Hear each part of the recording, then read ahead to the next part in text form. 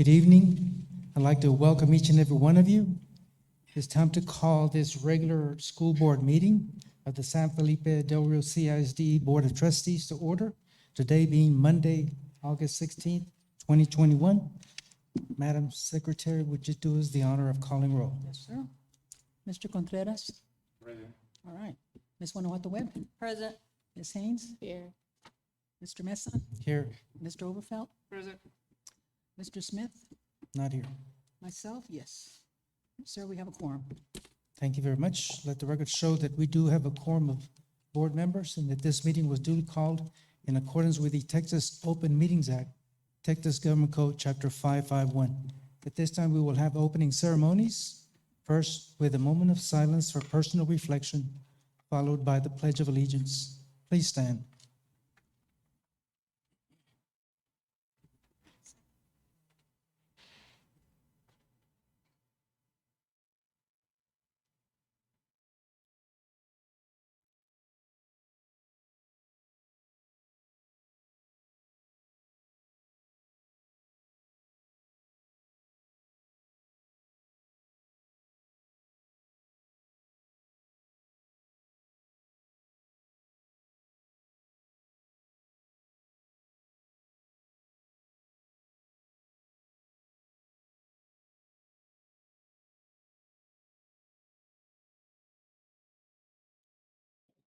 Pledge allegiance to the flag of the United States of America and to the republic for which it stands, one nation, under God, indivisible, with liberty and justice for all.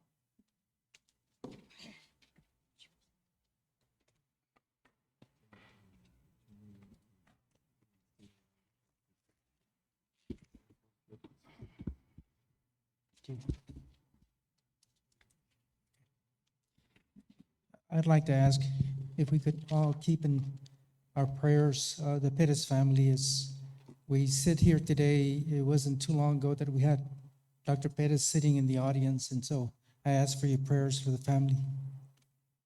Thank you. First item that we have is item 5, citizens to be heard. I have one person that signed up during this portion of our meeting. We allow again, speakers to speak on any topic. We allow them up to 5 minutes.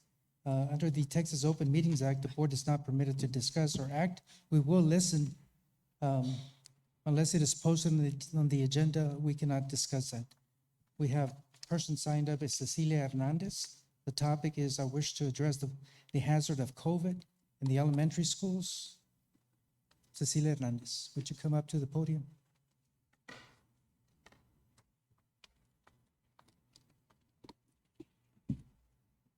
Good evening, board and faculty. So I'm here as a concerned parent to address the hazard of COVID. My daughter is in elementary level school. She's in 3rd grade. And for the past week, starting since orientation, nobody in the front office, including the principal, her teachers, wear a mask, and they insist on speaking to my daughter very closely. My concern is that my daughter is not vaccinated. I don't think anybody in elementary is. And my concern is that it's become hazard. I do practice social distancing with my daughter. I do teach her how to use her hand sanitizer. She has all the supplies so that she can try to go to school and be safe. Now, my concern is, in these times that we are right now, just like the school district is enforcing 100% attendance, I would like some type of safety in return. And if I understand that the masks are not mandated, they're not being enforced, but I feel like this is a judgment call.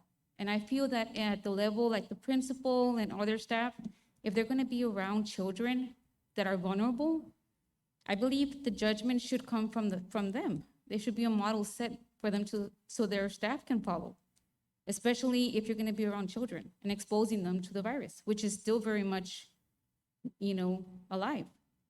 And that is my concern as a parent. I mean, I know that I have the option of withdrawing my child. I know public school, to me, is the convenience. Yeah, I don't have to worry about a curriculum. I don't have to worry about going home and teaching my child because I rely on the school district.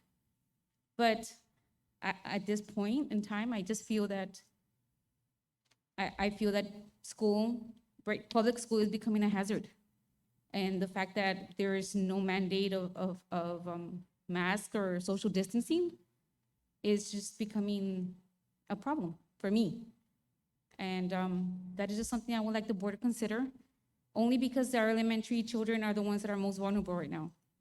And if they're being taught, to social distance, wear their mask and use your antibacterial, and I just feel that the adults that are there should set a role model for them. And that's basically it. That's basically my comment today. I would like to address.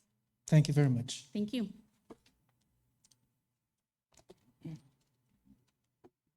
Next item we have is reports, item 8.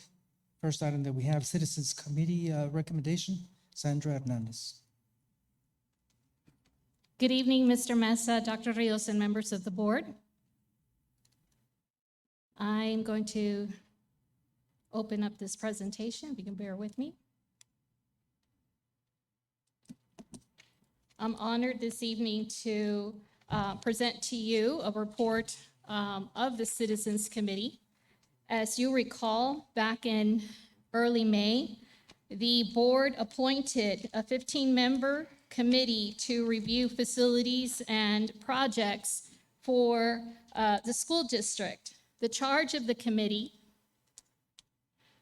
was to review the work of the prior citizens committees, to review Irene C. Cardwell Elementary, look at the high school redesign, review of the budget, and identify priorities, engage in a discussion, and provide recommendations to the board.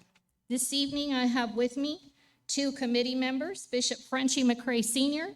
and Melina Gonzalez, and in a while, I'm going to ask them to come up and complete this presentation for us and join us on their recommendations on behalf of the committee. Just to recap, with regard to Irene C. Cardwell Elementary, the Citizens Committee had the opportunity to review the work of the prior Citizens Committees, and that included looking at part of the bond referendum back in 2017. There was a presentation from the demographer on the 2021 demographic study. In this case, the demographer gave the committee members an overview of the campuses, looked at their enrollment, looked at the projected growth, and looked at scenarios and options for Cardwell, and looking at also what moving the Cardwell over to the North Heights campus would look like, and presented information to them. So they got to study that. They participated in campus tours, so they had an opportunity to go to the Cardwell campus, take a look at the campus itself, visit with the school principal, and they did also get to tour North Heights Elementary and take a look at the building, as well as visit with the principal. With the high school redesign, they reviewed the work also of the prior Citizens Committee, and they got to participate in the tour of Del Rio High School and looked at the various projects that our school district has already completed. They had a presentation of those facility improvements and also had an opportunity to meet with the architect on proposed improvements for Del Rio High School's redesign.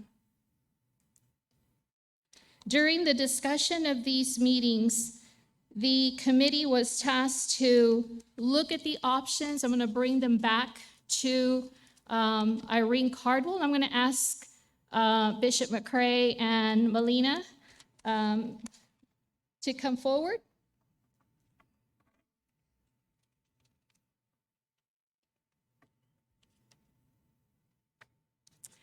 I'd like to introduce you to these committee members, and they will share with you their experience and their options and what they have discussed in their meetings. Good evening. I'm Melina Gonzalez Fernandez, and I'm going to discuss about what we talked about Cardwell. There was 3 different options that we looked at. One option was to transition Head Start Cardwell over to North Heights. The second option was to remodel Cardwell, and the third option was to build a new Cardwell. After the discussion with the committee members, we decided as a group that it would be better and more economical for us to move Cardwell over to North Heights. We, like Sandra said, we did a tour of Cardwell. And we did see, issues that the school had. It is an older campus. My children attended Cardwell, and when it would rain, we would have to run through the school. The kids would get wet. If it's cold, it's just different scenarios that we went through. We also did a tour of North Heights, and looking at North Heights, there wasn't too many improvements that would have to be made to that school to remodel it to accommodate small children. One of the main ones would have to be the bathrooms, change all the toilets to smaller toilets, because of course these kids are anywhere from 3 to 4 or 5 years old.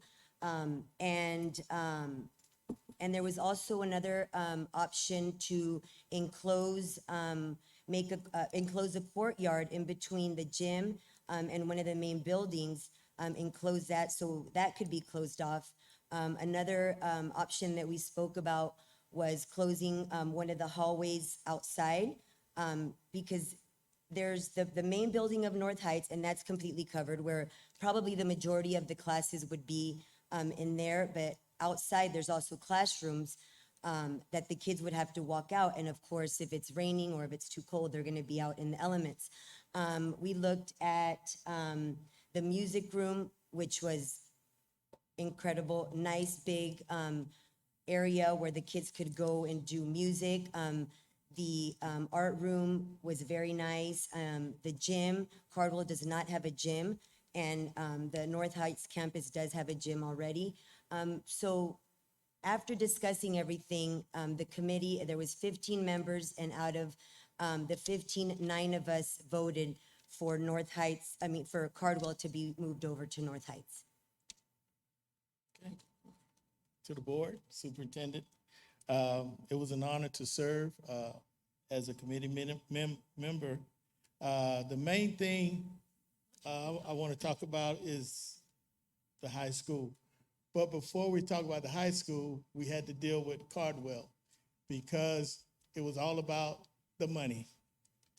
And we know, being here in Del Rio, we don't want another bond. So we was gonna spend the money wisely, and that's what we came to a conclusion of, spend the money wisely. And every time we kind of got off point because some really wanted a new school, but a new school would just cost too much. And so after we settled the issue of Caldwell, then it was much easier to use to spend the money that we had left on the renovations of the high school. And one of the main things that really sold the renovation was by us taking that tour and seeing what they have already accomplished and how nice it was, we was assured that the new renovations would make it even nicer. And so we could save that money and do the renovations and get it all done and not have another bond. So I know people don't like to admit the truth, but that's the whole issue, money. I don't want my taxes going up and getting this and getting that when we can use what we have and get the same thing accomplished. Now, we can't do it all, but we can still get the job done. And that's what we looked at as a board, and we discussed it thoroughly. We had some that just wasn't gonna get on board, but we had enough to pass it. And that's why we're here today, just saying that we did our best, and now it's left up to you guys, whether you're gonna use it or run with it or come up with a different plan. But like I said earlier, I thank you for being a part of it, and now we leave it in your hands to do the rest.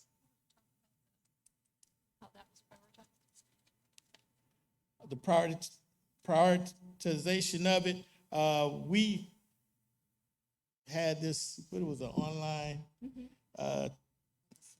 online survey, yeah, and we ranked it, and everybody did their own ranking, and the survey concluded everything, and we came up with the prioritization. Some was in agreement, but some weren't, but everybody did their own ranking. Nobody knew what the other person did, and we came up with the 1 through 8 ranking, and we were all satisfied with it. So, thank you. Thank you very much. On behalf of the board, and I'd like to ask board members just to comment. I just want to thank all the committee members, Bishop McCray and Melina. Thank you so much for your time and effort dedicated to this very important priority of redirecting our Head Start students to a better facility. And we recognize that it's a difficult decision and hours involved in meetings and tours. So we gratefully appreciate each and every committee member that volunteered to be in this group. And I'd like to ask any other members to join. This, Ms. Wood. Bishop McCray, Melina, thank you so much. And I also want to thank all the committee members. Almost all the committee members I know one way or another. You know, Felix, Fido, Gilbert, either we went to school in elementary, we were teachers together. I know most of them. And I appreciate the time and effort that you placed in serving on the committee. But along with the decisions of the committee, I'm going to share some facts that maybe the committee was not aware of. I know you mentioned your child went to Cardwell.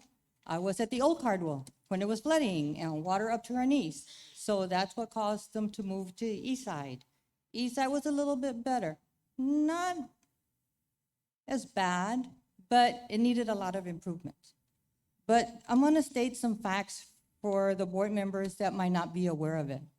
Bishop McCray will probably be aware of some of this. And the reason I say Bishop McCray will probably be aware of it is because I had the honor and the privilege of opening up Dr. Lonnie Green Elementary without any furniture in it. It wasn't completed at that time. However, that campus was supposed to be built for 600 to 650 students.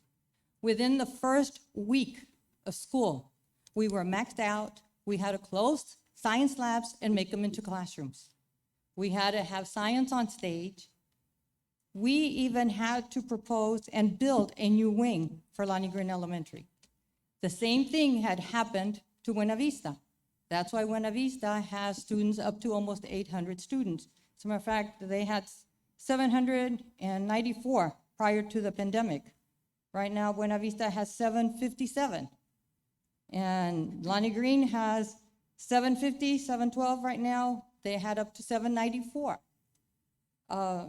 North Heights has a total enrollment of 554 right now. They had up to 634. And my concern is this. We have stated, some of the board members here, even Dr. Rios has mentioned this in the past. Our schools do better academically when they have less enrollment. If the school at Lonnie Green was overflowing within the first week, Buena Vista had the same. I hate to see with the new school being built and all of our people moving to the north, as has been indicated by the board members before, the new school will be overflowing. And we will be back at capacity where we are right now. And I don't even want to think about the new school being at 700 again, Buena Vista being at 800 again, Lonnie Green. And we can always say, you know what? We can move some of these students to Garfield. We can move some of them to Calderon. We can move some of them to Ruben Chavita. Ruben Chavita right now is at 480. Their capacity was up to about 600. I know they lost some students to Bobby Barrera at the base. So prior to the pandemic, they had 496. Lamar is the only campus that has stayed with 400, 500 students.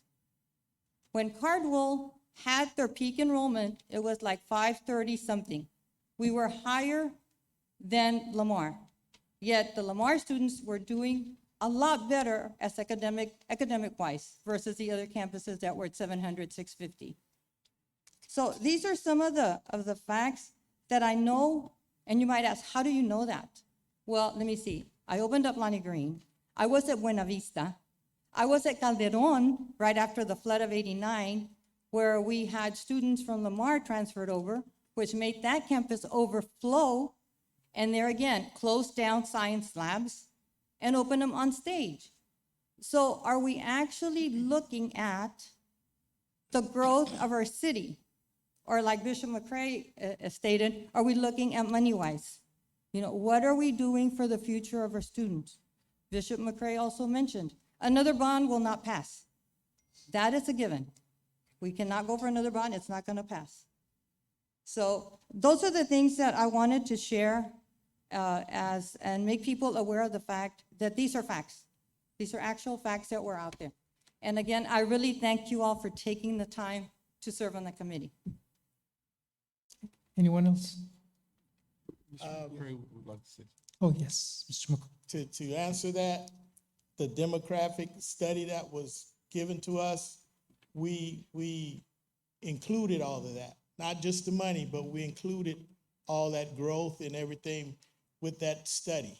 And so that's why we came to the consensus that we did, because with that study, we had the numbers to keep it small, and yet the numbers would be small and dispersed through the other schools, and the numbers would still stay down, even with growth.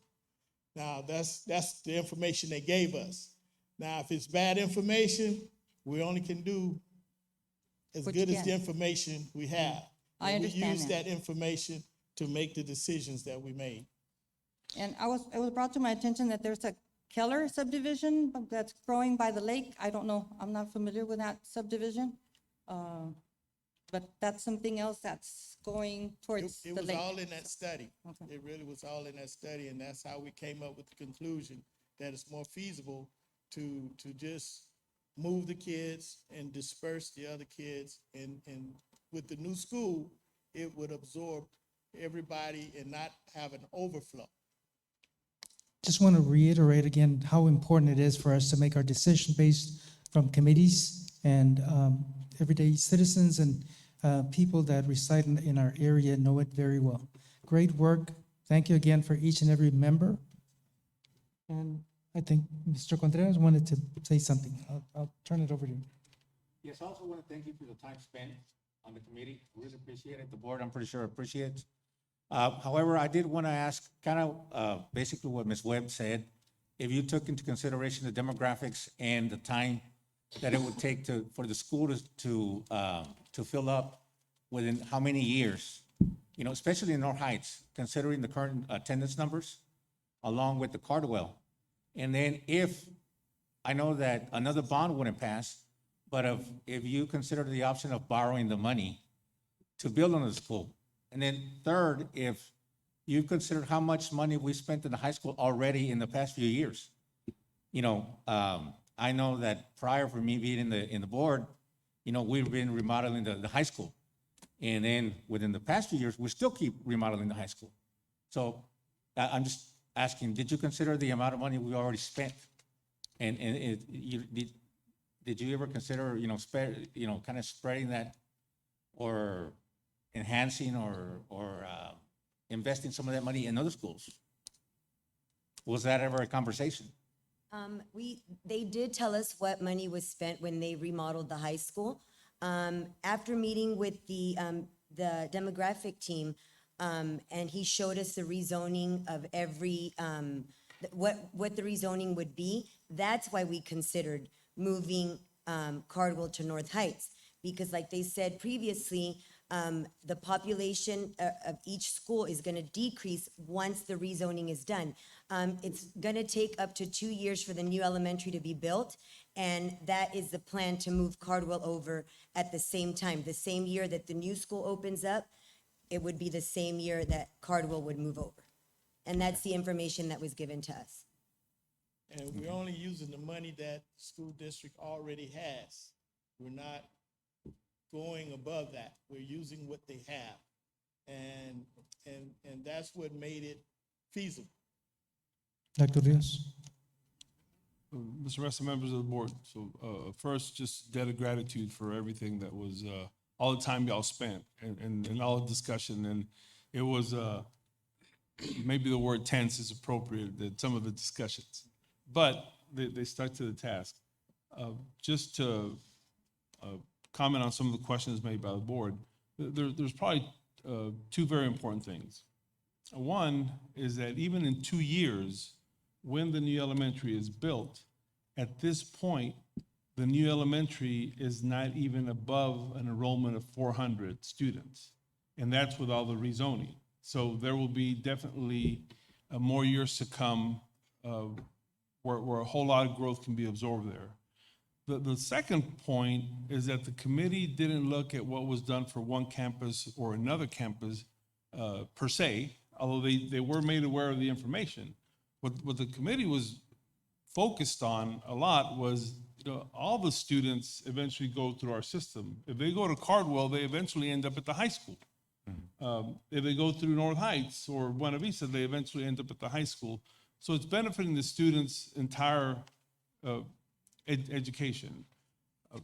And as you can see by the split vote, that's pretty much how the conversation has gone all along. It's always been a whole lot of people in favor of spending the money wisely with the understanding that all the kids are going to benefit eventually. And there's always been a feeling about what we're going to do for Cardwell. Well, Cardwell students are eventually going to be students at other elementary campuses, eventually going to be students at high school. So it's really what we're doing for the entire community, not just one campus per se. And it was just great work and a great discussion. So I appreciate it. As a superintendent, they definitely make this recommendation easier.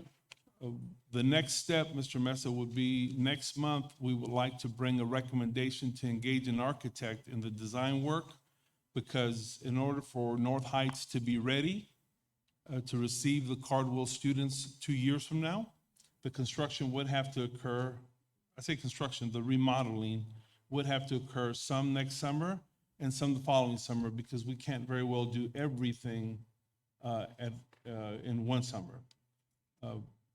The board has a month to think about, our eventual recommendation will come, which will come in 30 days, sir. Okay. Anyone else wishing to speak? Okay, once again, thank you so much. Thank you. Appreciate it. Thank you. Next item we have is item 8, reports. Item 8B, air filtration system. And would that be Dr. Rios? Yes, Mr. Mesa, I'm going to, I Thank you, asked committee members, if you'd like to stay for the meeting. If not, you're welcome to leave. Okay. Mr. Mesa, the district has been working throughout the summer to select an air filtration system that would benefit the current situation. And we did a whole lot of homework, and right when we thought we had a solution, the research showed something different, and then we moved to another one, to a hybrid system, and then we came upon this system. Mr. Carcasi's in there in the back. He led a whole lot of the discussion and the work, so our appreciation, Scott, for all the work. And we've come upon this system that we think at this point is the way to go.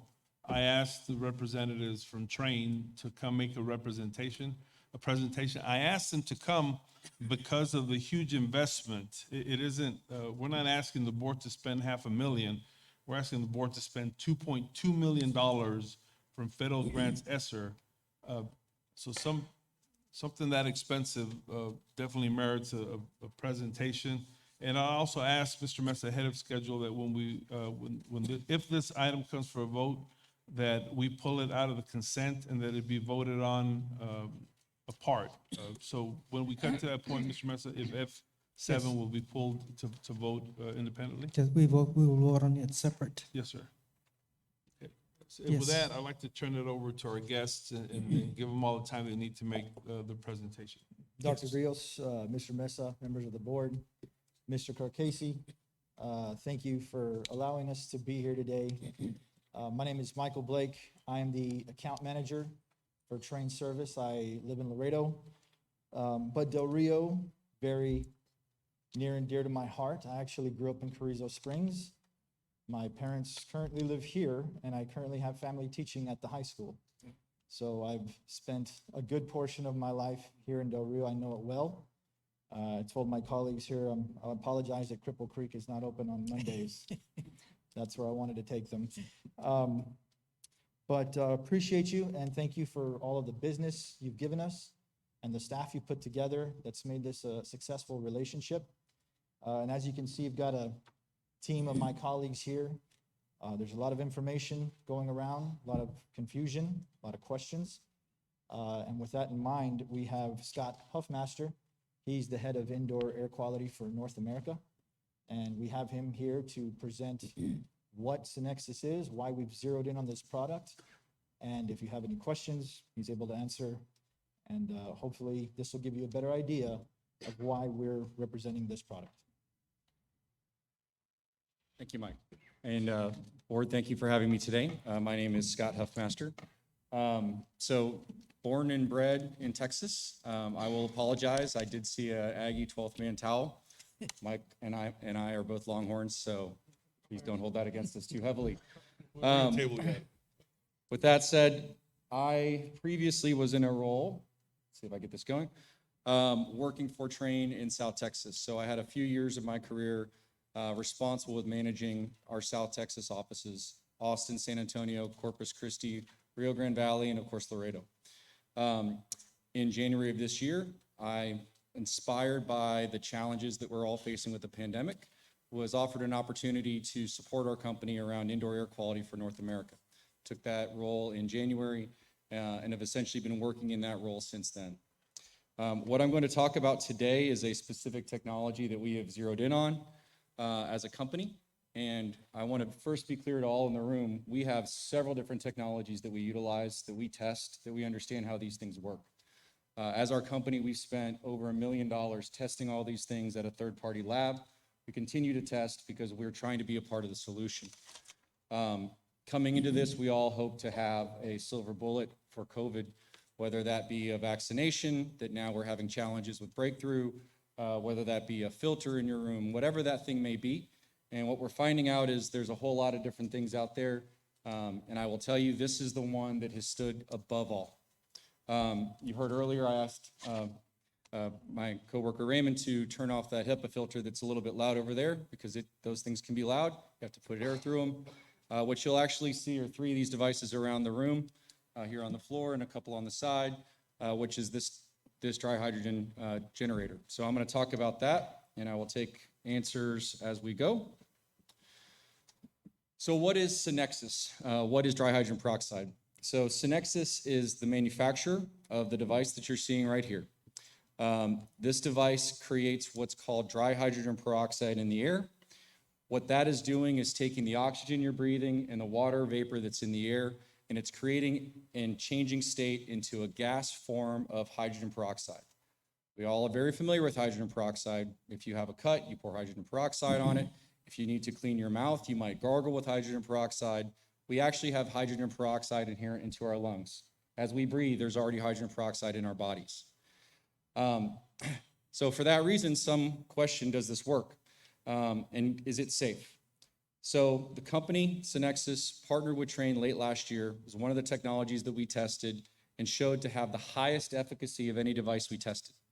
At the time we started testing them, we came to find out they were actually already deployed at the Pentagon, was already deployed at the White House. got very high level of attention, but also at the time, the prices were higher than they are today. This is a smaller company in Lenexa, Kansas, and they didn't have the capability to build at scale that we would need for the pandemic. Trane partnered with the company this past fall to get their scale up and get the pricing down and look to bring it to market.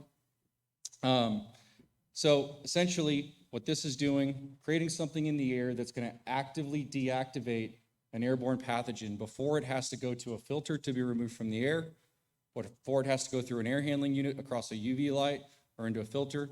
It's actively working as you breathe at a safe level. And when you talk about safety, this is producing this at a level between 5 to 25 parts per billion. Sounds like a really small number, parts per billion. OSHA has an exposure limit for this, for hydrogen peroxide, at 1 part per million. So you're talking 1/20th of an OSHA limit. And does it even work? I'll get to that in a minute. But at 5 parts per billion, you're talking about around 20 to 50 billion molecules per cubic centimeter. There is 2 times 10 to the 19th molecules in a cubic centimeter. That's how much there's in there. So it's actually a lot of stuff to react, and this is what we tested. So let me go next. So what's the benefits? The system can be run continuous operation 24/7. It's going to reduce viruses, molds, volatile organic compounds. It can even impact insects because they have different respiratory systems than mammals. This system's patented to actually provide cleaning of the air we breathe and the surfaces, which can limit our need for additional surface cleaning, not just the costs, but when we do enhanced surface cleaning, that actually impacts air quality. You start breathing in chlorine gas as you're using bleach and other cleaners, and you don't have to do enhanced cleaning anymore. Use soap and water at the end of the day. That's all you need to do. This can cover a wide coverage area. And again, we're not using harmful chemicals or unpleasant odors. This is using things that are inherent in the air that we breathe. So all the different things this has been tested against, third-party tested, an entire list of viruses and bacteria. This can reduce mold. And again, this can even impact odors and insects. I want to jump through in case we have some discussion around this. So how does this fit into Trane's approach? So you may have heard things from Trane in the past about, there's no one size fits all, there's no silver bullet, like I said earlier. There's a lot of different ways that we can reduce risk in a space. You can dilute the space by bringing in more outside air. That works. That can get expensive. You have to condition that air, whether you heat it or cool it. You can exhaust and get bad air out. Again, takes energy to get the bad air out. You can contain this virus to a certain extent through maintaining the proper humidity. And what we found is we want to be in a certain range there. The one that's been the most often focused on is how do we clean the air? And this is part of our strategy for cleaning the air. So what options are available? There are 2 different portable options. The one I'm showing you here, the sphere is on the left. This is, again, the most common because we have built this to be able to provide at scale very quickly at a lower cost than we traditionally would have seen. The Century that you see here is what was put in the White House. The Century is what the Tampa Bay Rays, the LA Dodgers, a lot of other customers used. That's a more industrial. The Blade is one you can put in duct if you wanted something that you didn't see in the space. So the other thing you'll hear with COVID going on, with all the stimulus dollars coming, there's been a whole lot of negative press around all these gimmicks that are coming out into the market space. With all due respect, board, we are a very large company. We can't risk bringing those things to market. Again, too much risk for us to do. So we research these things before we bring them to market. We have positive press around this. Here you can see Newsweek actually putting out that this was one of the best air cleaning and both for space, air, and surface cleaners on the market today. You can see actual testing. So if you want to hear about what do the scientists, what do the PhDs, what do the doctors say? This publication is from July 14th of this year, so about a month ago. Kansas State University published in the American Journal of Infection Control showing the effectiveness of removing SARS-CoV-2 on a surface on the other side of a properly sized room. This was a 50 square meter room, which in square feet is about 562 square feet. The device was running, and you can see that this device running right here can actually be deactivating COVID on the other side of the room. It's proven to work in a safe space. Again, third-party tested, Kansas State. We have another study in an even harder area, which is in an active hospital. So here, this was published, American Journal of Infection Control, published in March. Statements from doctors around how this is healthy, how this is making the space safer, and actual testing done in a pediatric ward.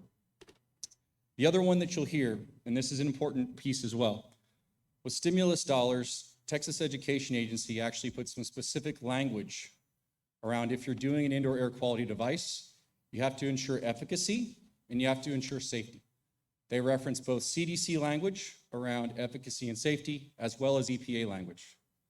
This technology meets both, as it has been tested and proven to not create any unsafe ozone, like many technologies available on the market today.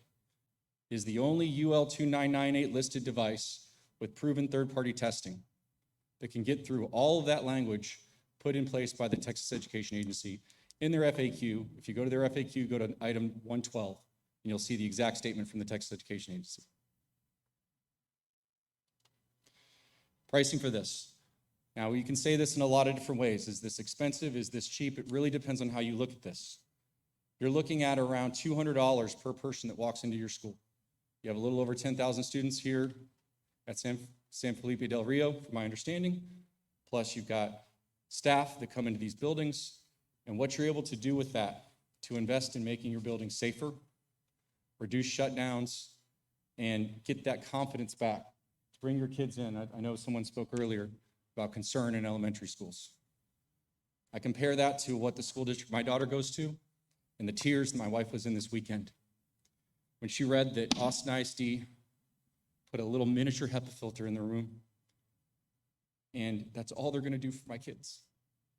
I have a second grader and a kindergartner that can't get vaccinated, and that's all they're going to do is a little miniature HEPA filter. That I, as a scientist that know how this stuff works, know that's going to do next to nothing. And they have no plans for their cafeterias. I pray that I see a school district like San Felipe del Rio have the courage to make this sort of decision and to stand up, because the dollars that flew through stimulus with Title I is giving you the ability to invest in your kids and your teachers and make the safest environment in the state. And this will do that. I'm sorry, I get emotional.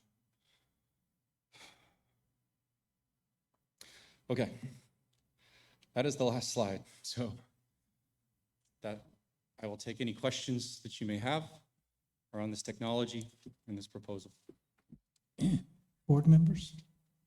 Yes, Ms. Dorfeld?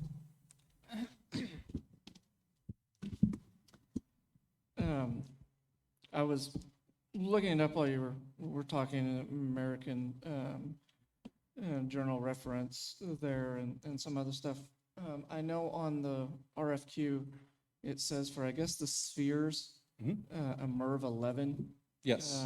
is the rating for the filter. Yes. And I'm just curious, because based on everything I looked up before coming here, MERV 11s,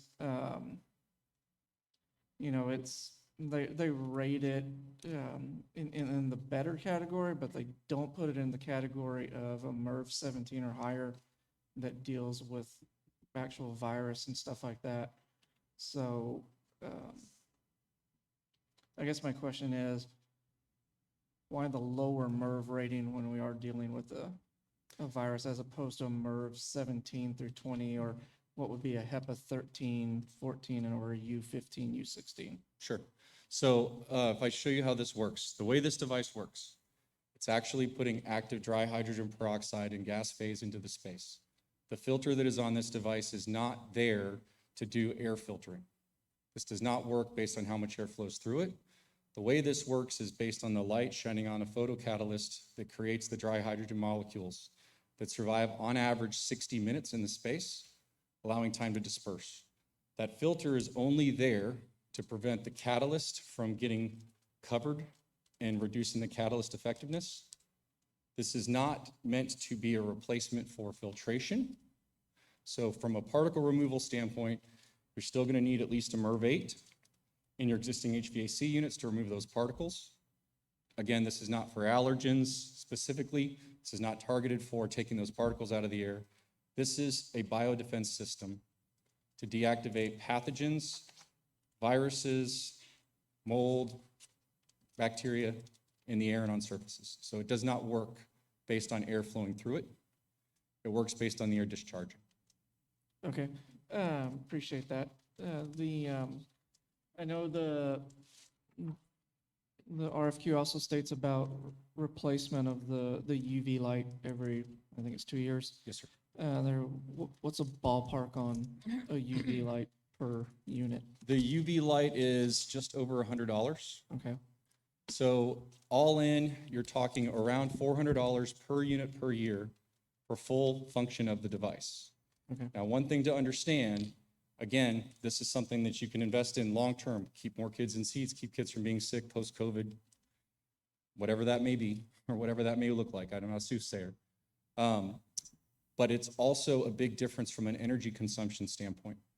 When you mention filters, and you think of that filter you heard over there that was a little louder earlier, that was doing much less work on the air than one of these will do at a lot more electricity.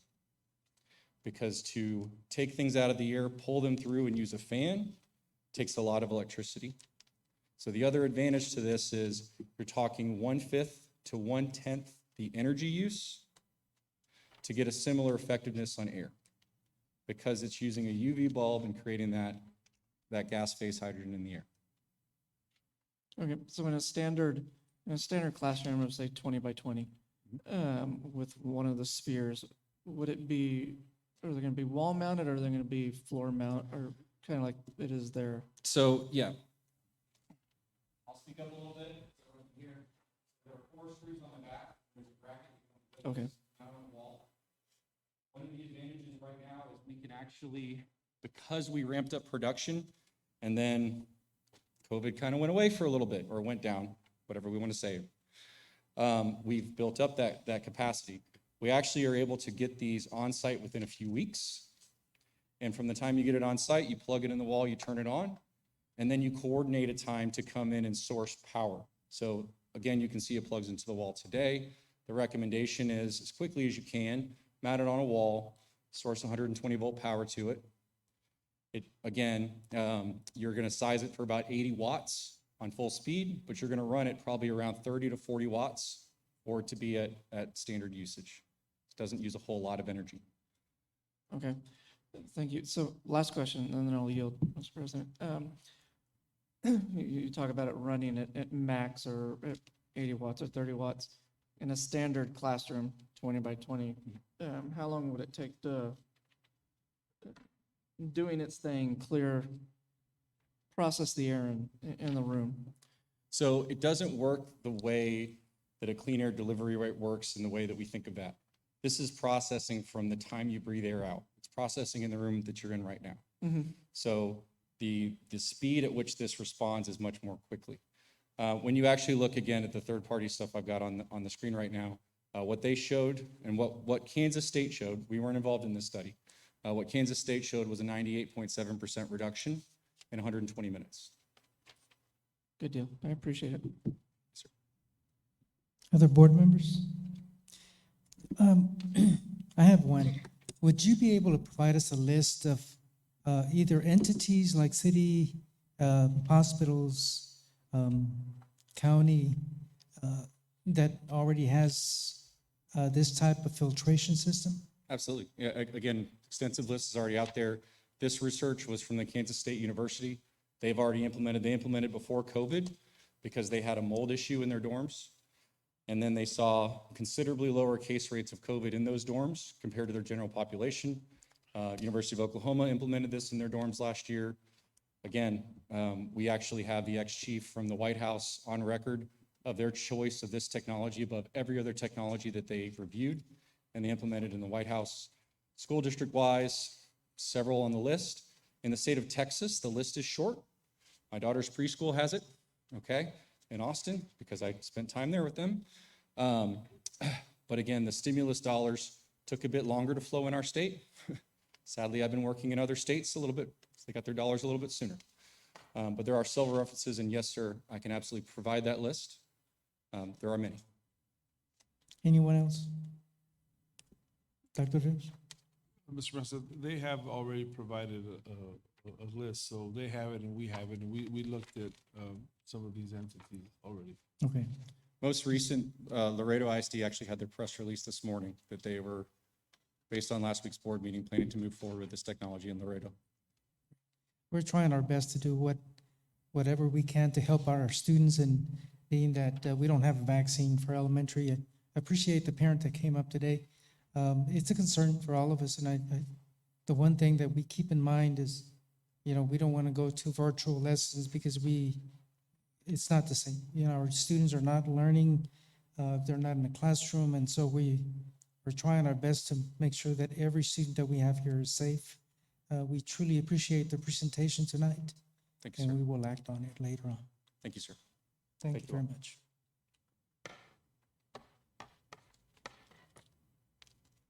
Next item we have is reports. Item C, facilities report update. Hector Chapa.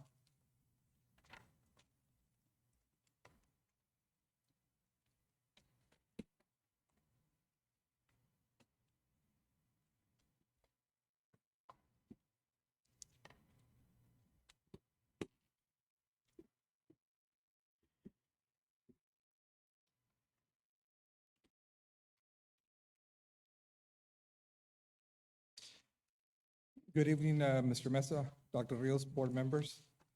Tonight's presentation will provide an update on the following projects, which includes the stadium track replacement at high school, at the freshman campus, the restroom renovations, as well as life skills renovation, Buena Vista Elementary, the entryway and main office renovation, and the new schools in Isa Hills. Also, education, the special education department, the renovation relocation, and the transportation fuel distribution system updates. I'm pleased to announce that the track replacement has been completed as of this morning. There's a substantial completion has taken place today. Restroom renovations at the freshman campus. Work began on July 30th, both the restrooms at B Wing and J. Demolition has already taken place on both sets of restrooms. Currently, the contractor is working on B Wing, doing the slab removal or portion of it for the sanitary sewer portion. Once they complete that portion, they'll jump on to do the same items on restroom at J building.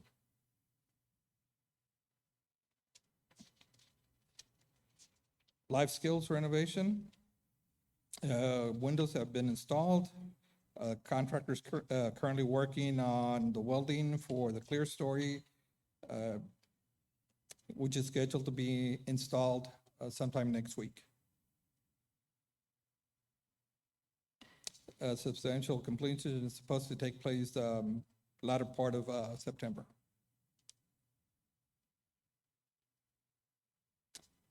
Buena Vista Elementary, the entryway, the project has been completed as of July 30th. Staff has been moved to their new facilities, or actually renovated facilities.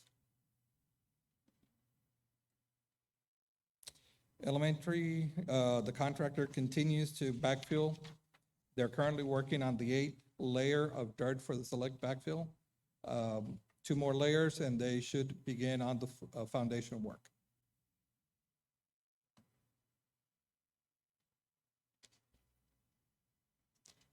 The Special Education Department, staff is back working on that project. Interior paintings took place last week. Flooring should begin Monday, as well as the lighting.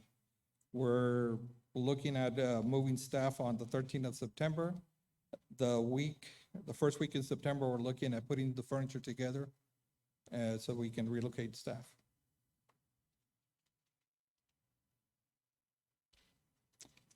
Fuel distribution system is substantially complete as of July the 23rd. Currently, we're waiting on paperwork that the contractor has to submit to TCQ. And that's the only thing that's remaining.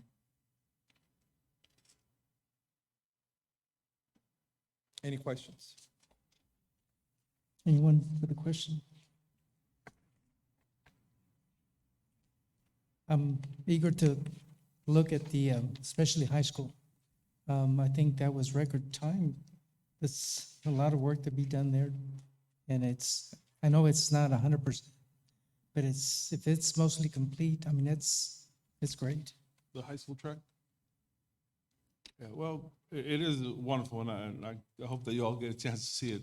I know that Mr. Chapa and Mr. McCray had their rounds with the contractor because we were supposed to be done with this probably a week and a half ago, 2 weeks ago. But thankfully, it's done, and our team should have a local scrimmage this weekend, and they should be able to walk over the track to get on the field. So we're happy for it. Great. I hope, again, the work continues and that we stay on time. I don't think rain will be a factor in any one of those projects. We do need the rain for the lake, but I think the projects are moving right along. Appreciate that. Thank you. Thank you for the report. The next report, I'm going to go down there and make it. Okay. Next item we have is reports. Item D, HB House Bill 4545 update. Dr. Rios.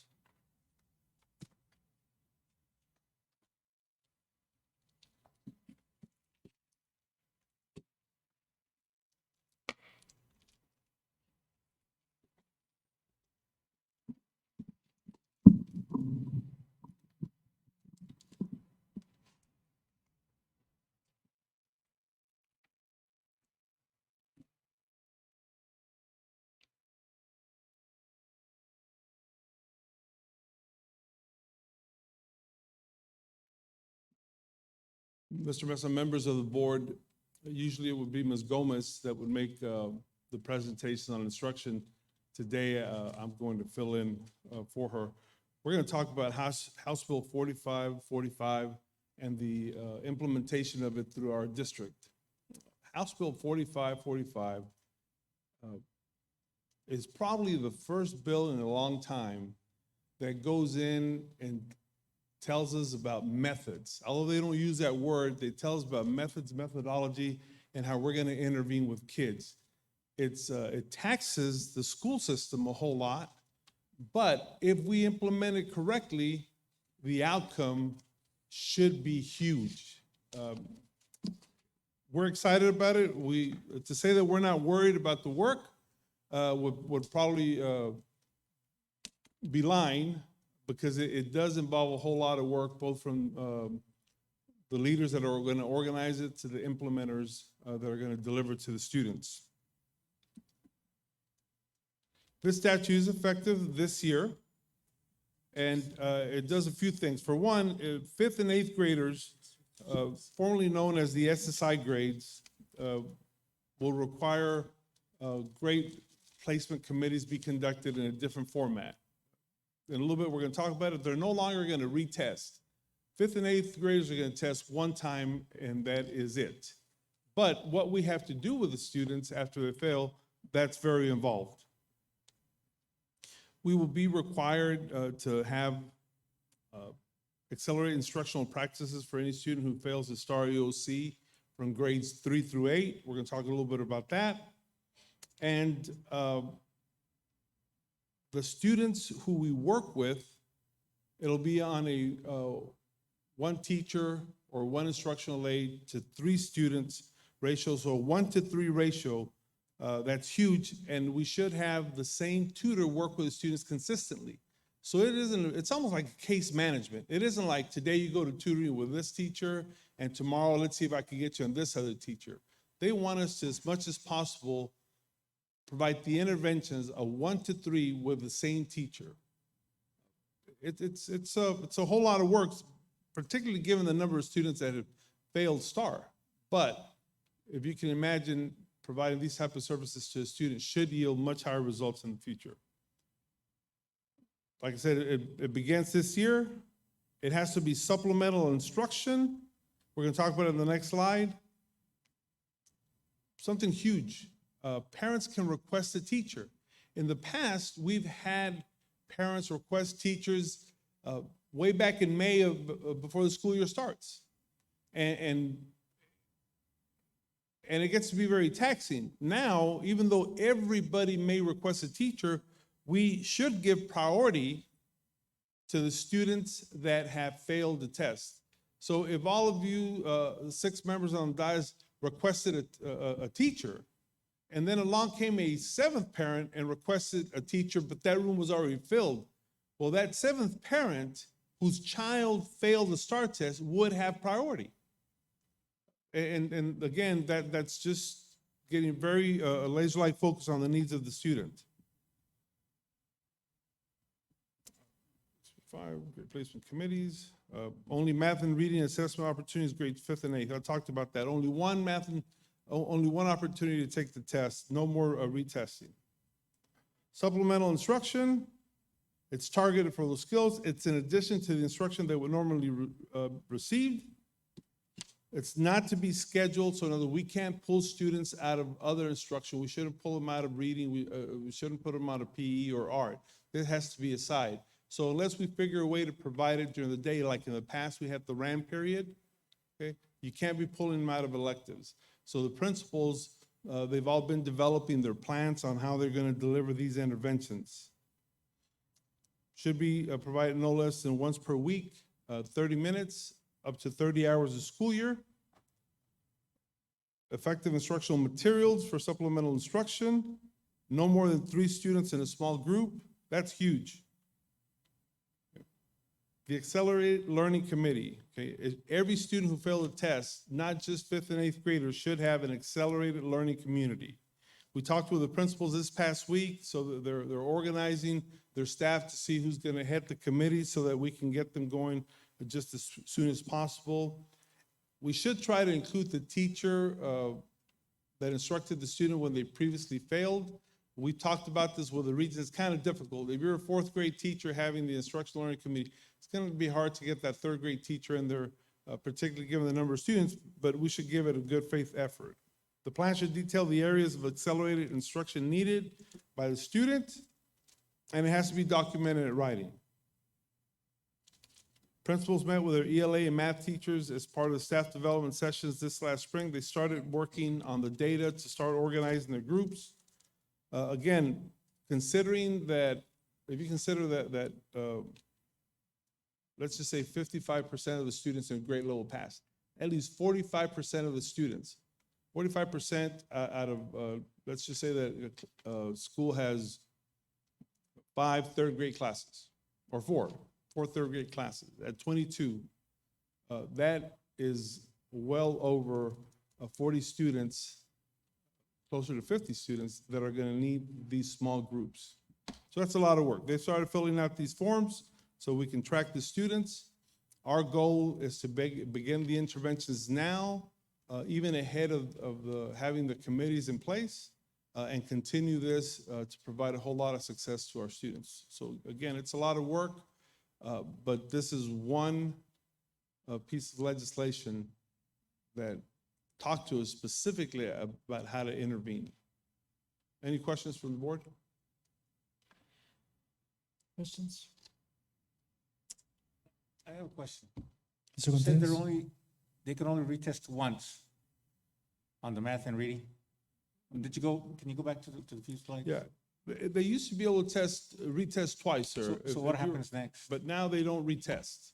You fail it, we move to the Accelerated Learning Instruction Committee, and we come up with a very rigorous plan on how to catch you up. Now, for our district, that obviously will involve the tutoring. It'll also involve the extended year. If you remember, this year we started school 1 week earlier. The previous year, we also started 1 week earlier. This will allow us to have the 30 days extra of instruction in the summer. So a student who was in 3rd grade or 4th grade and they failed the test, they would have 30 extra days of instruction this year, so we would avoid that slide in the summer. But they only test once, sir, in this new legislation. Tell me again, the selection, how is that going to happen? Selection of the teacher? The selection of the teacher to provide interventions to the student. Every campus, based on the number of students, is going to have a different plan. Now, I'll tell you the plan, and she's here, so that way if there's any questions, we could direct them. Ms. Pond's plan is the one that comes to mind right away, because she was the first one to submit the plan. So they're coming up with, they came up with a plan where the students who, let's just say third grade, they're going to be intervened at 9 in the morning. So at 9 in the morning, the students who have, who do not require the intervention, they're going to go out for other enrichment and specials. And that's going to leave the teacher with a smaller group of students. Now, we recommended that the Esser funds be used in part to hire per campus 2 additional instructional aides and 2 additional tutors. So that then the teachers would be freed up to better manage the number of students. So then the aides that are in that group and the tutors, they'll help manage the classroom, and they'll also be trained on providing specific interventions. Our goal is to have the teacher provide most of them, the actual classroom teacher during that RAM period that we have. Okay. Anyone else? Thank you for the report. Thank you, sir. Next item we have is the agenda item. Again, item F7 will be pulled and acted on separate. One action will approve all items on the consent agenda. There are some minutes of some meetings that we had. Make sure you look over them, proofread them if need be. There are some donations, and I think we only have a record donation of 1. So our secretary will be glad to read that. We normally have about around 40 or 50 donations. But Okay. Ms. Gonzalez, would you do us the honor? Okay. ABC. Homicide Consulting Service variance from the City of Del Rio for the parking lot expansion application fee with a total estimated value of $200 to Buena Vista Elementary. That was the only one we had for this month. We really Thank you. appreciate it, Dr. Rios. But I want to thank again Homicide Consulting Services. As always, we appreciate anyone helping our schools and different organizations throughout the year with donations from either citizens or businesses. We thank you again, Homicide Consulting Services.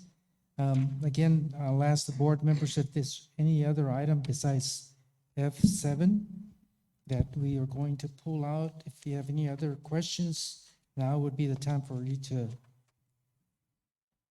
let me know. Mr. Orfeld. Due to the fact that we're pulling F7 because of the dollar amount, Mhm. and in keeping with transparency, the fact that it is that high, I'd like to entertain the idea that we pull F8 and F11 because they do exceed $1 million apiece for a separate vote, Sure. just for transparency Okay. reasons, even though it is Esser. Okay, we will pull F7, F8, and F11. Yes, sir. Okay.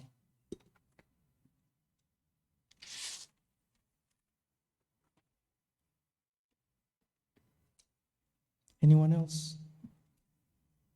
Okay, at this time, I will entertain, if there's any corrections to the minutes, then hearing none, I will entertain a motion to approve the consent agenda. Motion to A approve motion as- made by as Mr. Orfeld, again, with items F7, F8, and F11 being pulled. I had a motion made by Mr. Orfeld, seconded by Mr. Contreras. All those in favor? Consent agenda is approved. Okay, we go to item F7. Dr. Rios. Item F7 is the presentation that Train provided for us. Mr. Smith knew that he wasn't going to be able to attend the meeting.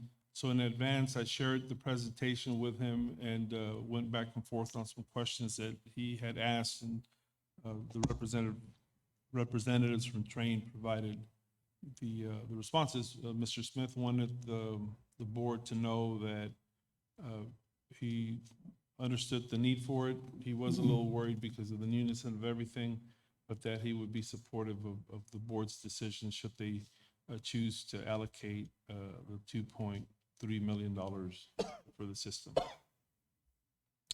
Okay, I appreciate that. Questions? Again, Mr. Orfeld?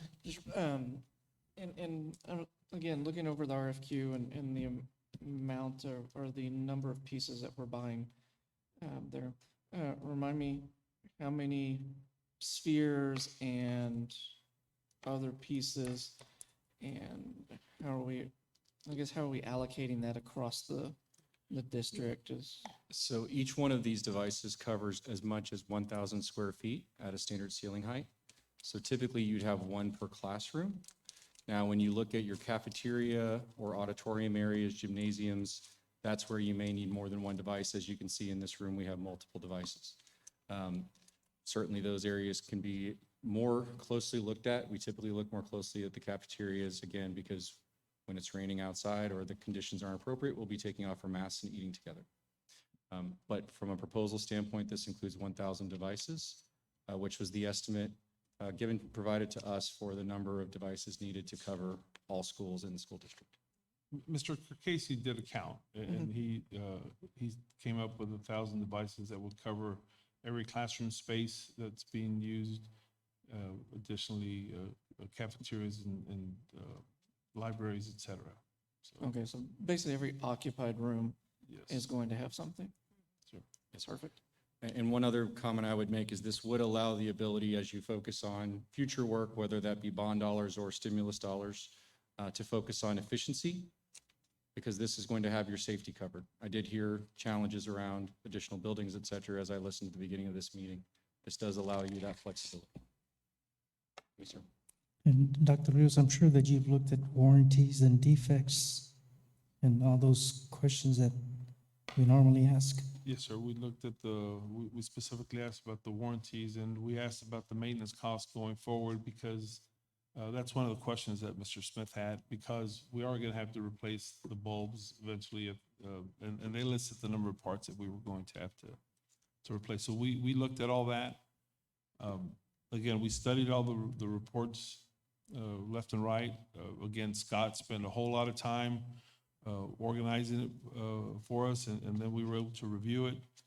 I know that over the past, there's been a whole lot of discussion about wearing masks and mandates, and I was eager to tell them about the system, but then I didn't know how the board was going to feel about our vote, so I didn't want to speak ahead of time. We worked with Laredo very closely because we were both looking at the system, and we looked at the method of purchasing it and the permission that we had to ask for TA. Now, in all reality, even if the board approves tonight, we're still waiting for TA's approval. Where's Ms. Childers? That request was submitted on Thursday. So TA still has to give us approval to use this procurement method. So we'll be following up with them once the board approves it to make sure they approve that high dollar amount. Okay, Dr. Rios, besides Laredo, do you know any other surrounding districts? In Texas, as far as going district-wide, there are none district-wide. There is a district in Colorado. Do you remember the name of it? Adams 14 District, Carlisle area schools on the East Coast. There are several schools. I'll get you the full list, but those are the two most recent. Okay. Then, Dr. Rios, would you like to make the recommendation? Yes, sir. Questions? Questions? Anyone else? No, I'm just glad that we're gonna do this for the safety of our staff and our students. Yes. Mr. Mesa, members of the board, it is the recommendation of the administration that the board approve purchase order over $25,000 to Train in the amount not to exceed $2,286,840 for the purchase of the filtration system presented today. For the recommendation from administration, is there a motion for approval? Motion made by Mr. Overfeld, seconded by Mr. Contreras. All those in favor? Motion carries unanimously. Thank you very much, gentlemen. Appreciate you being here tonight to provide us with the presentation. Go to item F8, consideration to approve purchase order over $25,000 with the Texas Association of School Boards, TASB, in the amount of $1,125,358. Funding source, general funds for property, equipment, general liability, professional legal liability, fleet, workers' compensation.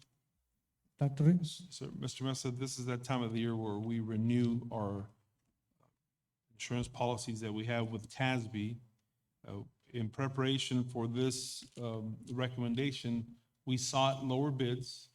We reviewed the coverage that we had, and we were not able to provide a lower bid than what TASB is providing. Therefore, we're going to recommend tonight that we stay with TASB. So this is a continuing item that we do every year regarding liability and everything else. Yes, sir. Fleet. Okay, Mr. Mesa, members of the board, I'm sorry, were there any questions? Mr. Mesa, members of the board, it is the recommendation of the administration that the board approve purchase order for $25,000 with the Texas Association of School Boards in the amount of $1,125,358 for property, equipment, general liability, professional legal liability, fleet, and workers' compensation. I've heard the motion from, the recommendation from administration. Is there a motion for approval? Motion made by Mr. Overfeld, seconded by Mrs. Webb. All those in favor? Motion carries unanimously. Item F11, consideration to approve purchase order over $25,000 with Weaver Technologies in the amount not to exceed $1,464,312.75. Funding source Esser 3 grant for VMware project. Dr. Rios. Yes, Mr. Mesa. In the past, this isn't something new that we've had to our district, but in the past, we purchased the VMware first on a smaller scale, and we purchased it through a lease system. So we gave payments over the course of 4 years. Because we're using Esser funds do not allow for lease agreements, so we have to outright pay the entire amount. We've almost tripled the amount that we're investing. One, it's definitely a more robust system with a lot more pieces to it. And we're also including the possibility of extending this, the security systems of it for all of the bringing your own devices at any one of the campuses. Now, for any specific technical questions, I think Mr. Salinas was here. If we have any specific technical questions, more than likely I'll direct them to him. Sir, this is just one question. This is not part of the security, cybersecurity? It provides filtering for the students and throughout the system, but in terms of helping us be hacked, no, sir. But in terms of helping for viruses coming in, yes. Okay. Anyone else? Ms. Webb? Dr. Rios, you mentioned bringing your own devices. Can you elaborate on that? At the high school, students, even when we provided devices, a lot of students bring their own device. So we have to have a system where students can log in through and have the same securities. So this would cover that. And it also applies to staff? Absolutely. Mr. Salinas, can you come forward? When we get into these technical questions, this is probably one of the areas that I need help with. Can you just expand on what I said for the VMware? Right, so the VMware is the virtual environment that we have, so it does include the cybersecurity vault that we have as a backup, the bring your own device, so it controls all of that stuff. We have our servers, everything's in that environment, so. Anyone else? Okay, thank you. You want to read the recommendation, sir? Yes, sir. Mr. Messer, members of the board, it is a recommendation of the administration that the board approve the purchase order for $25,000 with Weaver Technologies in the amount not to exceed $1,464,312.75 for the purchase of the VMware project. For the recommendation from administration, I will entertain a motion. Motion made by Ms. Gonzalez, seconded by Mr. Orfeld. All those in favor? Motion carries unanimously. Thank you very much. That completes the consent agenda. We go on to administration. Item 10. First item we have is consideration to approve first reading of ASB Policy Update 117 affecting policies CH, local, CHE, local, and CV, local. Sandra Hernandez. Good evening, Mr. Mesa, Dr. Rios, and members of the board. During the district's board policy review committee, we reviewed TASB Policy Update 117, and we're bringing 3 policies up for consideration. Update 117 includes a reorganization of the purchasing and facilities construction legally referenced policies in CH and CV. In CH Local Purchasing and Acquisition, a new provision was added to allow flexibility in emergency circumstances, such as this year's winter storm, and to delegate authority to the superintendent to contract for the replacement, construction, or repair of equipment or facilities in the event of a catastrophe or an emergency or a natural disaster.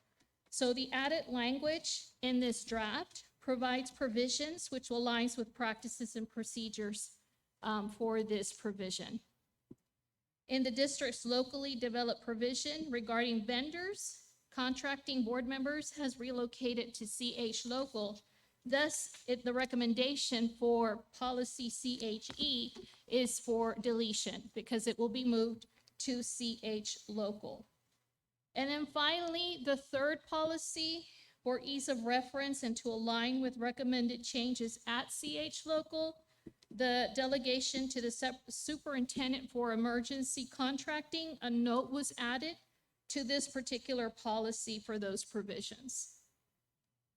And at this time, I can answer any questions that the board may have. Any questions from board members?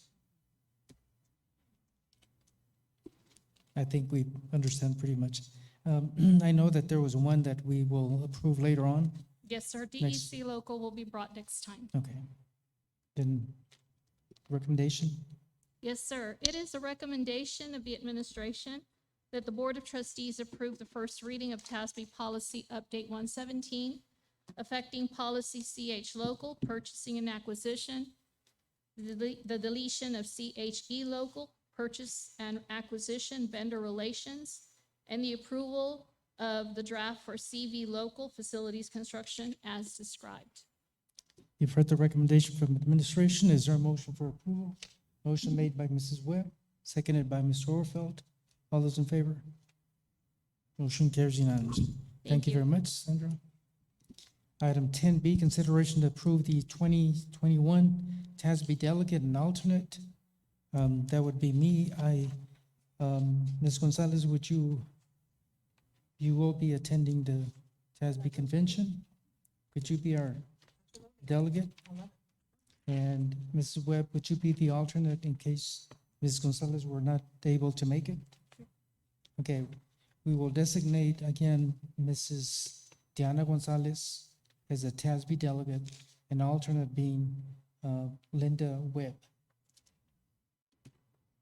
So we will turn those forms in and make sure you get your credentials and packets before you attend the convention for TASB. We will need approval from the board. Motion to name Ms. Gonzalez as delegate with Ms. Webb serving as alternate for the upcoming TASB. Thank you very much, Mr. Orfeld. Is seconded by Amy Haynes. All those in favor? Motion carries unanimously. Thank you very much. We go on to item 11, curriculum instruction. Item 11A, consideration to approve an agreement between Southwest Texas Junior College and San Felipe Del Rio CISD for career and technical education, CTE dual credit courses. Ida Gomez, we have Mr. Gonzalez. Good evening, Mr. Mesa, Dr. Rios, and members of the board. The memorandum of understanding is the operational plan for the delivery of dual and technical courses offered at Del Rio High School during this school year. Attached on the separate cover is the updated list of CTE courses offered by the two separate divisions at Southwest Texas Junior College, the technical program and the workforce training development division. This is an annual MOU.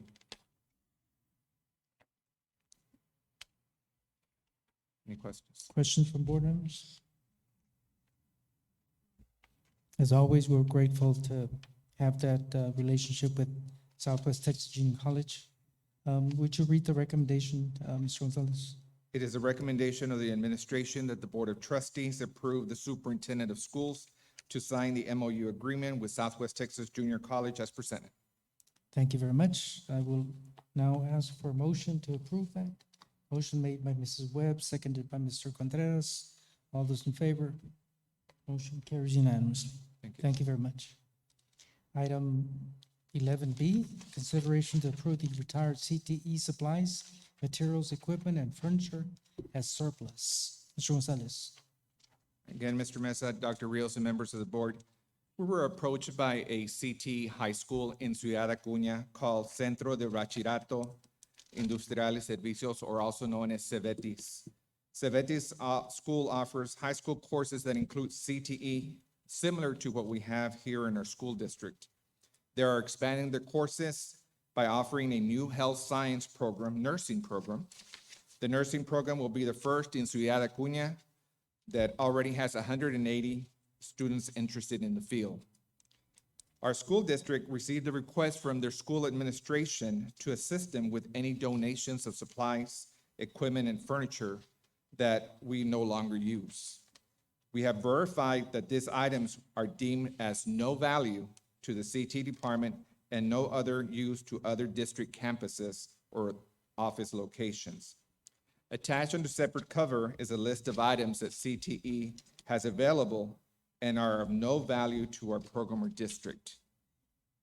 One of the items that's actually listed on the separate list on there that we will be deleting is the last item, the wheelchair, which actually went to another campus this morning. Any questions from board members? We're trying to figure out how to pronounce that. The school. CEVETIS, it's known as CEVETIS. Recommendation, please. It is a recommendation of the administration that the Board of Trustees approve the modified donation list to Centro Bachillerato Tecnológico Industrial en Servicios CEVETIS in Acuña. All right. Thank you so much. We're all trying to figure out here, how do you pronounce it? Motion has been made by administration. Is there a motion to approve? Motion made by Mrs. Webb, seconded by Amy Haynes. All those in favor? Motion carries unanimously. Thank you. Thank you, Roger. Item 11, curriculum instruction 11C. Consideration to approve the submission of the staff development days waiver form to the Texas Education Agency for approval of a maximum of 2,100 total waiver minutes to use for professional development. Now we have Ede Gomez. Good evening, President Mesa, Dr. Rios, members of the board. We come to the board every year to request to submit this staff development form. And what it is, TEA allows districts to submit a staff development waiver form in lieu of 2,100 instructional minutes. So with the board approval, we would like to submit this form. Any questions? I think all of us understand that pretty much. Any questions? Recommendation, please. It is the recommendation of administration that the Board of Trustees approve the submission of the staff development day waiver form to the Texas Education Agency for approval. Thank you very much. I'll entertain a motion for approval. Motion made by Mr. Contreras, seconded by Mr. Overfeld. All those in favor? Motion is approved unanimously. Thank you. Next item we have is item 12, Technology and Operations. 12A, consideration to take possible action regarding RFP 21-13 interlocal agreement with the City of Del Rio. Dr. Rios. Mr. Master, members of the board, the construction of Ceniza Hills Elementary School has impacted the local streets in the construction vicinity. Construction traffic has placed dirt on the surface of the streets. In an effort to mitigate the impact and to protect the interests of the community, SFDR, Cisd, and the City of Del Rio have entered into an interlocal agreement in which the city will use their vacuum sweepers twice a week to keep the streets clean. The services are limited to 3 months at a cost of $324.56 per week. SFDR will pay for the services, and in turn, the contractor, JP Sanchez Construction, will reimburse the district on a monthly basis. In essence, today, Mr. Meza, we are asking the board to ratify the MOU because in order to get the cleaning going, and because the amount was under $5,000, I went ahead and approved it. So tonight, we're asking for your ratification. Okay, questions for board members? I think it's an item that we have heard in the past where lots of dirt is being deposited in the streets and some of the local residents are complaining, which is, a vital complaint. I mean, there's a lot of dirt on the roads. So this is needed. Okay, but there being questions, the recommendation, please. There's a recommendation of the administration that the Board of Trustees ratify the interlocal agreement, ILA 22-01, with the City of Del Rio. Got the recommendation. Is there a motion for approval? Motion made by Mrs. Webb, seconded by Amy Haynes. All those in favor? Motion carries unanimously. Thank you very much. Item 12B, consideration to update the designation of local government records management officer. Dr. Rios. I've asked Ms. Garcia to make this presentation. Okay. Good evening again. In compliance with policy CPC Legal Office Management Records, a board shall designate an individual to serve as the record management officer for the district. Tonight, we're recommending our operations coordinator to serve as record management officer for the San Felipe Del Rio CISD as provided by law. Questions? No questions? Recommendation, please. It is a recommendation of administration that the Board of Trustees approve the update of the designation of local government record management officer and for the superintendent to sign and submit to the Texas State Library and Archives Commission. Got the recommendation from administration. I will entertain motion for approval. Motion made by Mr. Overfeld, seconded by Mr. Contreras. All those in favor? Motion carries unanimously. Thank you. Thank you very much. Item 12C, consideration to approve a change order with Frontera Construction LLC for a credit of $11,302 funding source committed funds for the Life Skills Interior Renovation Project at the Refreshment School. Mr. Chapa. Good evening once again. During the life of the project, we understood that the exterior door egress hardware was supposed to be part of the exterior project, but unfortunately, it was included in the interior project. So for that reason, we need to remove that from this particular scope of work, and thus results the credit of $11,300. Does everyone understand that? Any questions? Okay. Recommendation, please. Yes, sir. It is a recommendation of administration that the Board of Trustees approve the change order with Frontera Construction for a credit of $11,302 for the Life Skills Interior Renovation Project at the Del Rio Freshman School. With the recommendations, is there a motion for approval? Motion made by Mr. Contreras, seconded by Mrs. Webb. All those in favor? The motion carries unanimously. I think the next item is just the opposite. Item 12D, consideration to approve change order with Sandoval Construction in the amount of $11,302, funding source committed funds for the Life Skills Exterior Renovation Project at the Freshman School. Mr. Chapa. Yes, sir. As you said, right now, we're just moving the funds from one project to the other one to compensate the contractor under the correct project, the exterior project. Question from board members? No questions. Recommendation? Yes, sir. It is the recommendation of the administration that the Board of Trustees approve change order with Sandoval Construction in the amount of $11,302 for the Life Skills Exterior Renovation Project at the freshman school.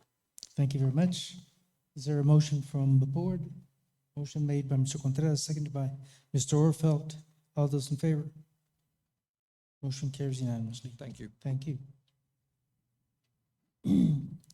We're down to item 13, Business and Finance. Item A, consideration to approve the appraisal roll and tax collection certification by Tax Assessor Collector Amy Childress. Good evening, President Mesa, Dr. Rios, and members of the board.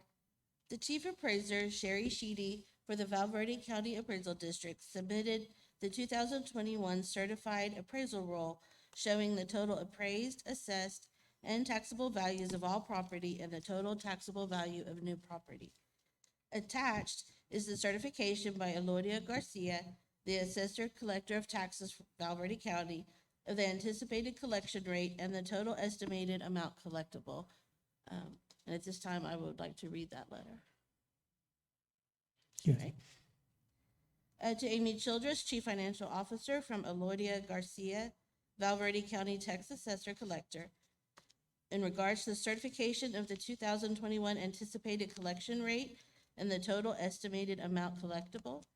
Dear Mrs. Childress, the following is to certify that I received the 2021 SFDR CISD appraisal roll, an estimate of taxable values from the Val Verde Appraisal District as follows. Appraised value of $3,329,460,477 minus exemptions, freeze taxable values, and transfer adjustment equals an adjustable tax value of $2,199,918,508. If calculated at the proposed tax rate, the 2021-2022 rates would be as follows. M&O tax of 0.9752 cents, an INS tax of 0.057 cents, for a total tax rate of $1.0322 cents.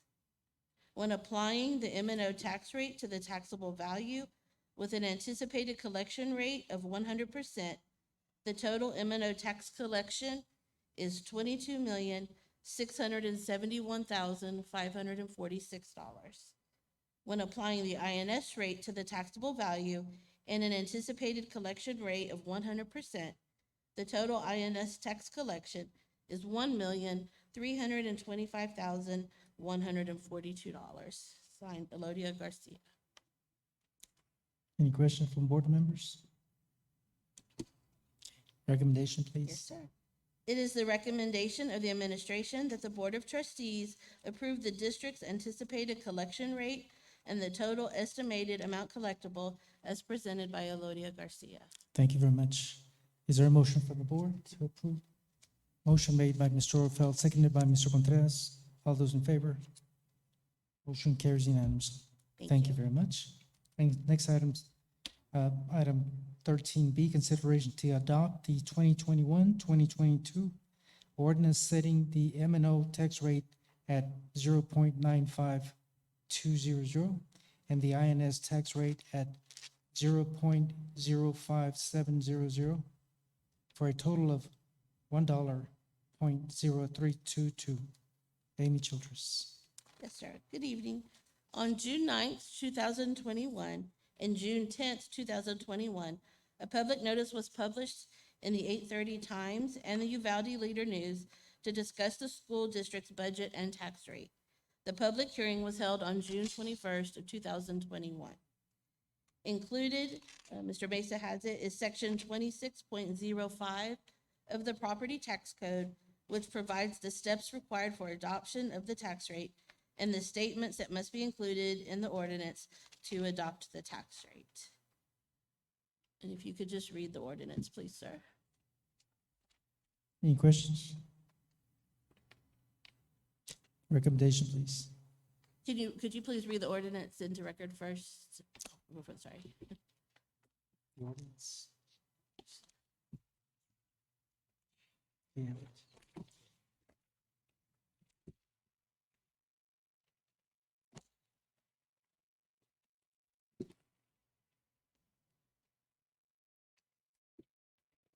Just that one. On this date, August 16, 2021, we, the Board of Trustees of the San Felipe del Cisd Independent School District, hereby levy or set the tax rate at, on $100 valuation for the district for the tax year 2021, 2022, at a total tax rate of $1.0322 to be assessed and collected by the duly specified assessor and collector as follows: 0.975200 for the purpose of maintenance and operations, and 0.5700 for the purpose of payment of principal and interest on debts. This year proposed tax rate does not exceed the no new revenue tax rate. A motion to adopt an ordinance, resolution, or other setting of the tax rate does not require the language about tax increase as stated in tax law 26.05 of the property tax code. This year's levy to fund maintenance and operation expenditures exceeds last year's maintenance and operation tax levy. This tax rate will raise more taxes for maintenance and operation than last year's tax rate. San Felipe del Cisd adopted a tax rate that will raise more taxes, more maintenance for maintenance and operations than last year's tax rate. Such taxes are to be assessed and collected by the tax officials designated by the district. And in certification thereof, I will sign that, and then the secretary on this August 16, 2021. It is the recommendation of the administration that the Board of Trustees approves the 2021-2022 ordinance setting the M&O tax rate at 0.9752 and the INS tax rate at 0.057 cents for a total tax rate of $1.0322. Thank you very much. Is there a motion for adoption? Motion made by Mr. Contreras, seconded by Ms. Gonzalez. All those in favor? Motion carries unanimously. Thank you. Thank you. Item 13C, consideration to approve submission of application for the Coronavirus Response and Relief Supplemental Appropriations Act of 2021, Elementary and Secondary School Emergency Relief, Esser 2, grant application for federal funding in the amount of $11,565,560 to the appropriate headquarter authority. Amy Childress. Good evening once again. The Coronavirus Response and Relief Supplemental Appropriations Act of 2021 provides districts with funds to prevent, prepare for, and respond to the coronavirus. SFDR CISD is requesting that funds to address loss of learning, to cover activities that are necessary to maintain the operation of and continuity of services in the district, and continuing to employ existing staff of the district. Questions from board members? There being none, recommendation? Yes, sir.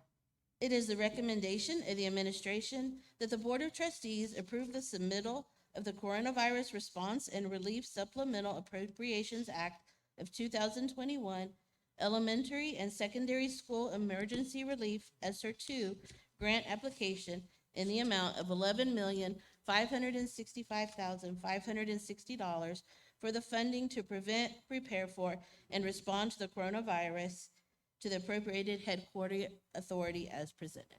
Thank you very much. Is there a motion for approval? Motion made by Mr. Contreras, seconded by Mr. Orfeld. All those in favor? Motion carries unanimously. Thank you very much. Thank you. We're down to item 14, Human Resources. 14A, discussion and possible action to approve the employee job descriptions and evaluation forms for the following. Instructional coach, math. Esser grant manager, this is a new position. Secretary for maintenance, secretary superintendent, CFO, coordinator for the bilingual department. And Aide Garcia. Yes, sir. The instructional coach for math, job description has been updated. We took into consideration the recommendations provided by the board at our last meeting. Is there questions about that job evaluation? Any questions? Ms. Webb? I don't have a question, I just have a comment. As far as requirements, we're only asking for a bachelor's degree by an accredited university. It's supposed to be a math coach, yet we're not asking for them to know anything about math other than have implemented Sandra Garcia's math, correct? Yes, under experience, we're having 5 years teaching experience and 2 years teaching Sandra Garza math preferred. Okay, but you're also including them all the way up to 6th and 7th grade. So I'm assuming the person that would apply would have knowledge in 6th and 7th grade math as well? I'm appalled that it doesn't have a math degree in there. So I don't know, Dr. Rios? Dr. Rios? It does not have a math, but they would have taught the curriculum. Right. And here at school, unfortunately, a lot of our teachers that work with math don't have math degrees. They're generalists. Right. And that's who we have to select from. In a perfect world, it'd be great to have somebody with math background, but we barely have those teaching positions to fill the classrooms. So it would be very difficult to fill that position should we have the requirements so stringent. But we'll make sure through the interview process that someone who has a deep knowledge of the content. Thank you, sir. Anyone else? The next job description that we're proposing is the Esser Grant Manager. And this is to coordinate the day-to-day operations to match the grant application. And this was, as Dr. Rios discussed, with Senate Bill 4545. Question from board members? It is recommended, right, Dr. Rios, that there be a Esser grant manager with the grant itself? Well, Mr. President, it was required that there be a grant manager when we applied for the 21st Century Grant. 21st Century Grant, we were not selected, but all the interventions that would have been provided under Century 21, we will be providing them with this grant. So the scope of the work remains the same, therefore the need for this person remains the same. Okay. That's the only question I have. I want to go to the next one. Okay, the next job description is for an update, and this is the maintenance secretary. So currently we have 2 maintenance secretaries. One is going to be supervised by the maintenance coordinator, and the other one is being supervised by the custodial coordinator. So we're adding that section to this job description. Any questions from board members? Okay, the next one. The next one is update for the secretary, and this should be for the chief financial officer. And this is in order to align it to our compensation pay plan. Before this job description was titled Superintendent-CFO.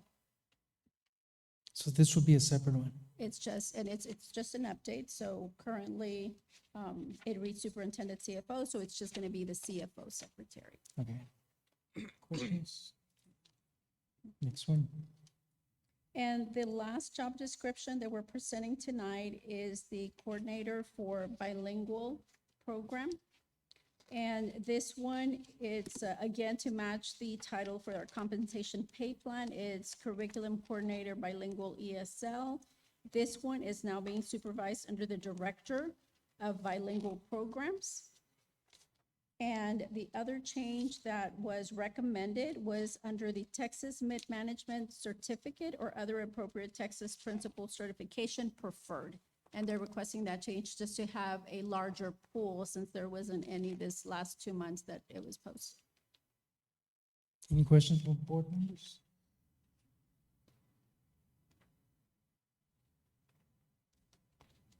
No questions. It is a recommendation of administration that the Board of Trustees approve the employee job descriptions evaluation forms as discussed. You have heard the recommendation from administration. I will entertain a motion for approval. Motion made by Mr. Orfeld, seconded by Amy Haynes. All those in favor? Motion carries unanimously. Item 14B, consideration to approve the conversion of multimedia technician to a multimedia production coordinator. Dr. Rios? Yeah, Mr. Mesa, we've had some discussion. What we'd like to do is table this item for this meeting, and then at the next meeting, instead of reclassifying a position, ask to add an additional position for multimedia production coordinator. Okay, we will table item 14B.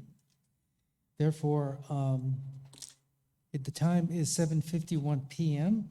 We will go into closed session pursuant to Board Policy 551.074 and 551.82 and 551.0821 and 551.074.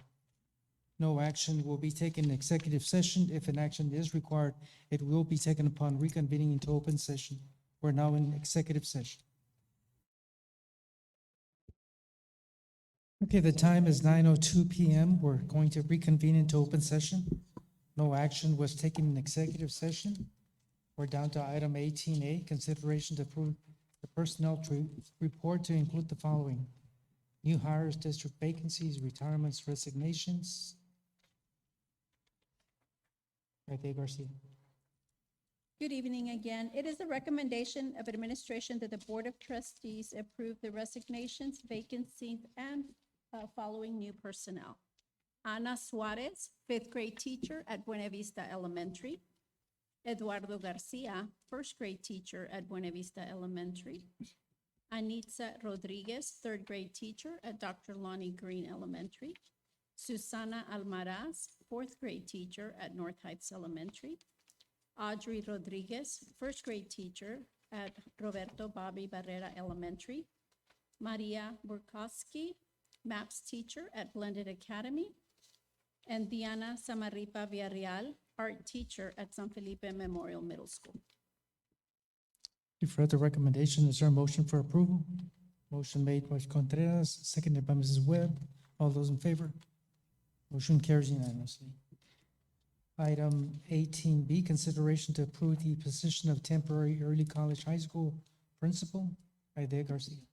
Yes, sir. It is the recommendation of administration that the Board of Trustees approve the position and contract for Patricia H. Rodriguez as temporary early college high school principal as discussed in closed session. You've heard the recommendation. Is there a motion for approval? Motion made by Mr. Orfeld, seconded by Amy Haynes. All those in favor? Motion carries unanimously. Mr. Mesa, we will be tabling items C, D, and E. Okay, we go to item F. Consideration to approve hiring retired educators for vacant positions within San Felipe Torres ASD. Dr. Rios? Mr. Mesa, there will not be a recommendation. Today, we're simply informing the board that retiree hires will only be hired as a last option after we've exhausted every effort to find qualified applicants to fill vacancies. So in effect, this year would be the last year that we have retiree hires. Again, it would have to be a critical position where we've exhausted every effort to fill a vacancy with somebody else. And this is the result of Senate Bill 202? Yes, sir. Okay. It's not an action item. No, sir. Well, therefore, we do not have any other items on the agenda. Is there a motion for adjournment? Motion made by Mr. Orfeld, seconded by Mr. Contreras. All those in favor? Motion carries unanimously. Thank you so much, and y'all have a good night.